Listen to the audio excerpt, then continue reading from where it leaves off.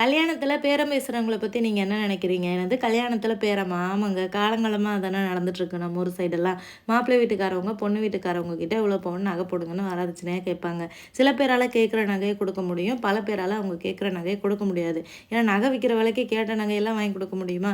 எனக்கு தெரிஞ்ச ஒரு பொண்ணு அவங்க லைஃப்ல நடந்த ஒரு சில விஷயங்கள என் கூட ஷேர் பண்ணாங்க.